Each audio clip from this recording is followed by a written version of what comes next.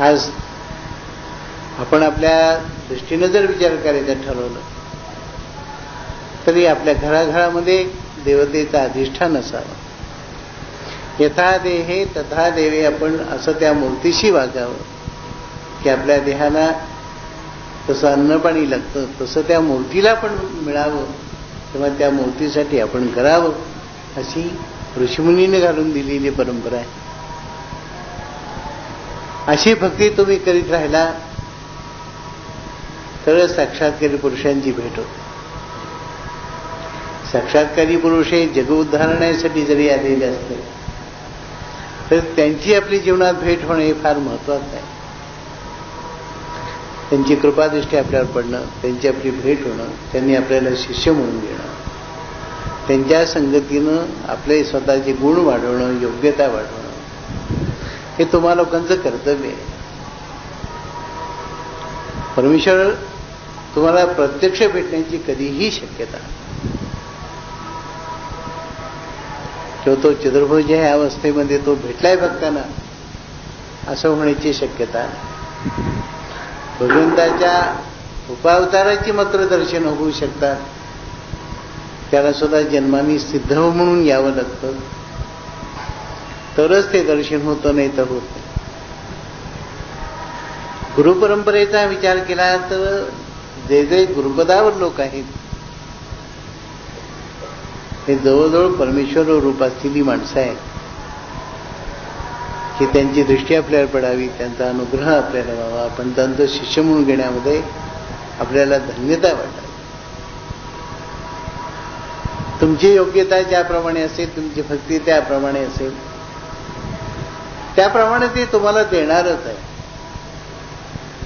सामान्य माणसांचं लक्षण असं असतं की आपल्याला आपल्या गुरूंच्या कानावर आपण हे सगळं घालावं आणि त्यांच्या कृपाने होणारी जी कामं आहेत ती सगळी करून घ्यावी, असं प्रत्येकाला वाटतं की मी कधी त्यांना जाऊन भेटतोय, त्यांच्या कानावर धरतोय. पण मी तुम्हाला असं सांगतो, तुम्ही ज्यावेळेस दर्शनाला येता हे साधारणपणे आमच्या लक्षात येतं. काही नमस्कार करण्याच्या आधी तक्रारी सांगतात, जाताना नमस्कार करतात, काही आधी नमस्कार करतात, 2 मिनिटं बोलायचं म्हणून थांबतात, सगळं सांगत बसतात. हा सगळा प्रकार लक्षात जर आला तर असं वाटतं हे किती गोंधळून गेलेले आहे. तुमच्या जीवनामध्ये हा फार मोठा आधार मिळालेला आहे. हा आधार अशा प्रकारचा आहे, तुमचा अनुभव काय मला माहिती नाही, पण तुम्ही लोकांनी मला पाहिल्यावर तरी तुमच्या मनाला शांतता लाभावी, आपण योग्य ठिकाणी येऊन पोहोचता असं तुम्हाला भाव यावा. हा जर भाव तुम्हाला आला तर तुमची योग्यता माझ्यापेक्षा येण्यास तुम्ही लायक आहात असं मला वाटतं. आपल्या गुरुचरणाजवळ जाण्याची सुद्धा आपली योग्यता नाही. आपण नुसते गुरु होऊन आपलं शिष्य होऊन चालणार नाही की आता आपण शिष्य झालेलो आहोत, आपल्याला आता काय तसा प्रश्न येईल. परिस्थिती अशी आहे की बँकेचं चेक पुस्तक जवळ असून चालत नाही, तर बँकेत पैसे असावे. बँकेत जर पैसे असतील तर त्या चेक पुस्तकाचा बरोबर उपयोग होतो. तशी चेक लोकांना देऊन पहा, म्हणजे काय होतं कळेल. आपले गुरु सामर्थ्यवान आहेत, त्यांची योग्यता आहे, ते करू शकतील असा भाव आपल्या अंतःकरणात निर्माण व्हावा लागतो. असा भाव जर आपल्या अंतःकरणात निर्माण झाला तर तुमच्या आयुष्यात कुठेही कमी पडणार नाही अशी मला खात्री आहे.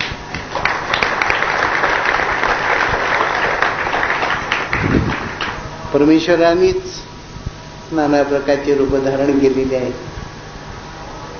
आणि तो पूर्णत्वाने ज्यांच्या हृदयामध्ये प्रगट होतो त्यांच्या दर्शनामध्ये सर्व साधलेलं असतं.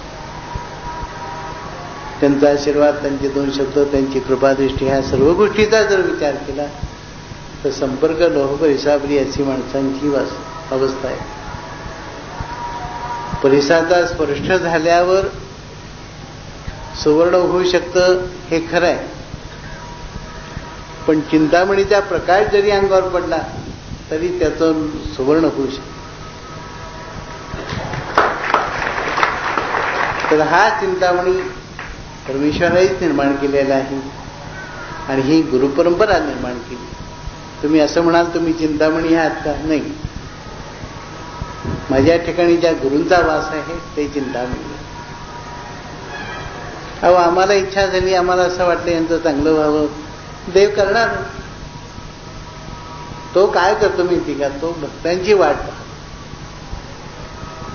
तो सतत द्यायला तयार आहे. तर तो देणं इतकं आहे की ते कधी संपण्याची शक्यता नाही आणि त्यांनी खरोखर तुम्हाला दिलं तर तुम्ही घरी नेऊ शकणार नाही एवढं तो देऊ शकतो. तुमजवळ असलेल्या पिशव्यांचा जर विचार केला तर 25 रुपयाची भाजी सुद्धा त्यात भरत नाही. इतका तो आनंद असते कमलावरांनी असा देत असतो. आणि तुम्हा लोकांचं काय मागणं असतात, तुम्हा लोकांच्या काय इच्छा असणार, याची जाण आमच्यासारख्या लोकांना नक्की असते. कित्येक लोक आम्हाला असं म्हणतात की महाराजांच्याकडे जाणारा जो भक्तवर्ग आहे हा सगळा श्रीमंत आहे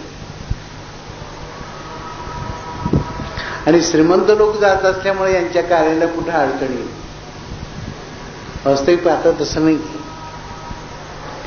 आम्हाला भेटण्यापूर्वी हे जो शिष्यवर्ग आहे हा दरिद्र्याने पेडलेला असतो.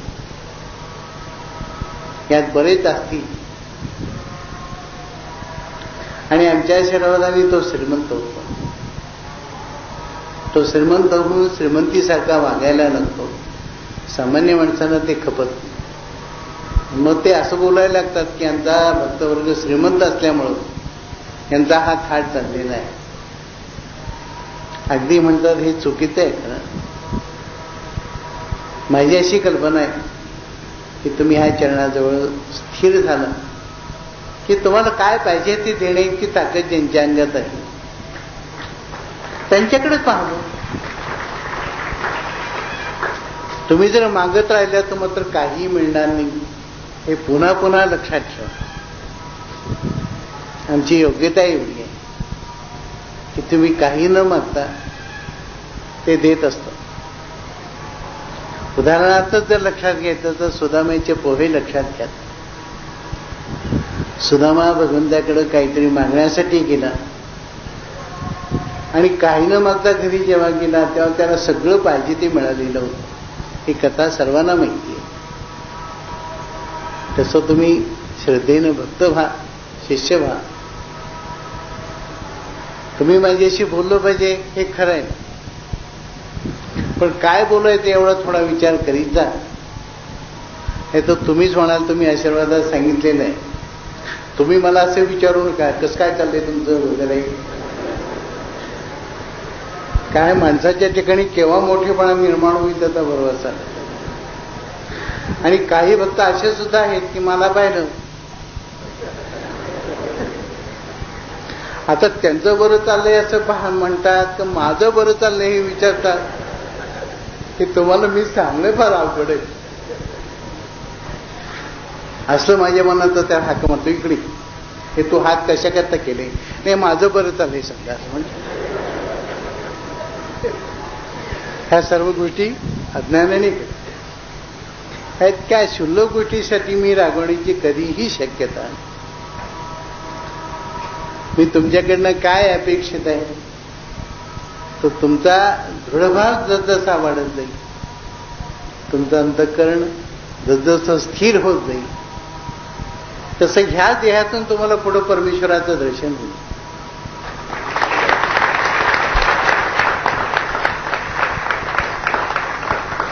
2000चा काळ लोटल्यानंतर तुम्हाला ह्या देहामध्ये अशी भावना येईल की दर्शनाने मी तृप्त. आज कदाचित होत असाल नसाल ते मला माहिती नाही, पण पुढचा काळ मात्र असा येतोय की ह्याच देहामध्ये भगवंत तुम्हाला दर्शन देईल.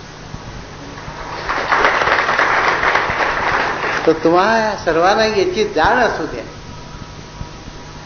तुमच्या अंतःकरणात पवित्रता कशी निर्माण होईल, तुमच्या अंतःकरणात परमेश्वराविषयी प्रेम कसं निर्माण होईल. तुम्ही लोक ही प्रसन्नता आपल्याकडे यावी या दृष्टीनं किती प्रयत्नशील आहात. आपण सेवा किती करतो. आपण जी संस्था निर्माण केलेली आहे ती संस्था आपण ऊर्जित अवस्थेला आली आहे असं आपल्याला पाहता आलं पाहिजे. आणि यासाठी सर्व भक्तांनी त्यांच्या दृष्टीनं प्रयत्नशील राहायचं आहे. जशी भक्ती करा, भक्ती नाना प्रकारे करताय. कोणी नामस्मरणाने करील, कोणी कीर्तनाने, कोणी भजनाने करील आणि कोणी स्वकर्तव्याने करील. तर स्वकर्तव्य काय आहे याची जर जाण प्रत्येकाला झाली तर दारोदारी जाऊन भिक्षा मागायला काही हरकत नाही. तुम्ही लोक जी भिक्षा मागता ही पोटार्थी नाही. तुम्ही जी भिक्षा मागता ती कर्तव्याच्या माध्यमातून. तुम्हाला कोणी वेडेवाकडे शब्द वापरले त्याची दखल मी घेईन असं मी तुम्हाला आज इथं बसून आश्वासन देईन. आणि तुमच्याही लक्षात हे आलेलं असेल की ज्यांना आपण ही भिक्षा मागितली त्यांनी दिली नाही, त्यांनी निंदा केली, कंटाळवाणापणा केला, त्यांना शिक्षा झाल्याची उदाहरणही तुमच्या डोळ्यासमोर असतील. कारण ते तुम्हाला कोणाला बोलतच नाही, बोलतात मलाच. मी अशी एक व्यक्ती आहे की कोणी किती बोलो काही परिणामच होत, कारण मला माझं कर्तव्य पार पडायचं. हे वेदविद्येचं संवर्धन करण्याचं कर्तव्य माझ्या गुरूंनी मला दिलेलं आहे. आणि मला त्यांनी स्पष्ट शब्दात सांगितलेलं आहे की मला तुझ्याकडनं वेदविद्येचं कार्य करून घ्यायचं आहे. एवढे शब्द त्यांनी वापरले, यापेक्षा ते काहीही म्हणाले नाही. खरोखर आश्चर्य करण्यासारखी गोष्ट आहे की हे कसं काय घडू शकलं. पण असं होऊ शकतंय. परमेश्वरच अशा पद्धतीनं कार्य करून घेतो की मानवाला ते करता आलं पाहिजे. तुम्ही सर्व भक्तजन आहात, तुम्ही शिष्य आहात अशी माझी थोडी कल्पना आहे. तर तुम्ही शिष्य म्हणून राहा. मी आता सांगितलेलं कर्तव्य बजावा, त्याबरोबर तुमची भक्ती असू द्या. भगवंताच्या रूपाचे वर्णन मग मी केलेले आहे. तर तो निरनिराळ्या रूपाने जरी येत असला तरी निरनिराळे रूप कशा पद्धतीनं ते होऊ शकतात त्याचं ते उदाहरण. हे तर इतकी सामान्य गोष्ट आहे का तुम्ही. मानवाला ज्ञान होण्यासाठी सर्व गोष्टीनं तो तयार आहे. मानवाचा पूर्ण विकास केलेला आहे त्याने. तर मानवाने कुठलीही गोष्ट अज्ञानीपणाने करायची नाही असं करू नका. मगाच मी तुम्हाला सांगितलंय की तुम्हाला खऱ्या दर्शनाची अपेक्षा असेल तर तुमच्या श्रद्धेत कुठंही अंतर पडू देऊ नका. आणि अन्यथा कुठल्याही मार्गाला जाऊ नका. आजकाल भारतामध्ये अवतारी पुरुष फार जन्माला येतात तुम्हाला. आणि ते अवतारी पुरुष मग काय एक एक कार्य करतात तुम्हा लोकांना माहितीच आहे.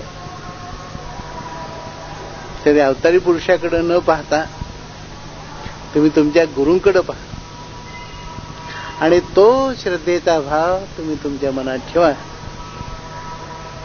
आज आपण ज्यांच्याजवळ आलेलो आहोत, ज्यांच्या समोर आपण हे आज बोलतो आहे, हे ते साक्षीदार आहेत. कृतयुगाचा विचार केला तर त्या काळामध्ये भगवान निर्माण झालेले आहेत.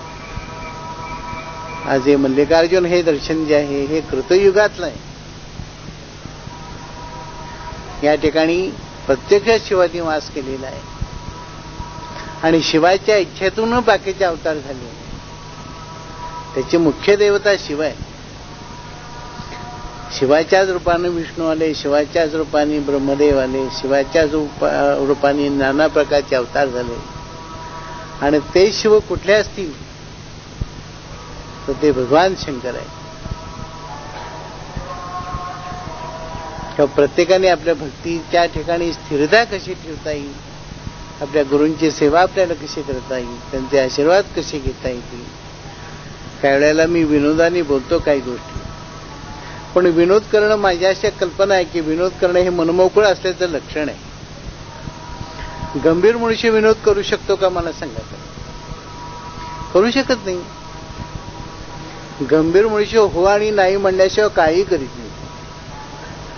त्याला कशाला हो म्हणावं ते समजत नाही, कशाला नाही म्हणावं ते समजत नाही. तर विनोदाचा हा भाग अगदी अलैदा आहे यामध्ये.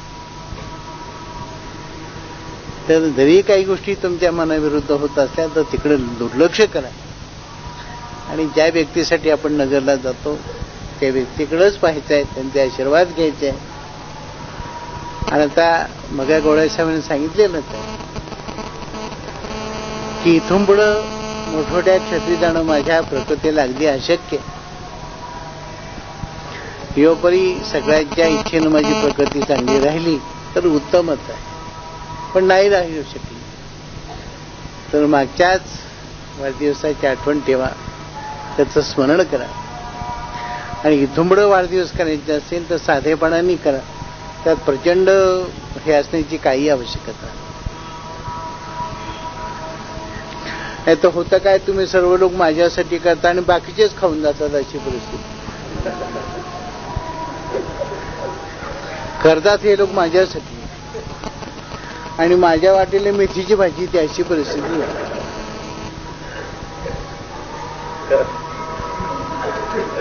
तर हे सगळ्यांनी लक्षात ठेवावं. खरं ह्या लोकांना ती दिवाळी होती, मी जिथं आहे तसाच. तर सर्वांनी हे लक्षात ठेवा. वाढदिवस करायला माझ्याकडनं परवानगी, पण फार प्रचंड प्रमाणात मोठे करण्याची, त्याची मोठा असण्याची काही आवश्यकता नाही. त्यात अहमिका लागायचं कारणच नाही. योपरी तुमची योग्यता तेवढी असेल असं जर तुम्हाला वाटत असेल तर तुम्ही ते अवश्य करा. माझा काही त्याला विरोध नाही. तुम्हाला सर्वांचं कल्याण व्हावं,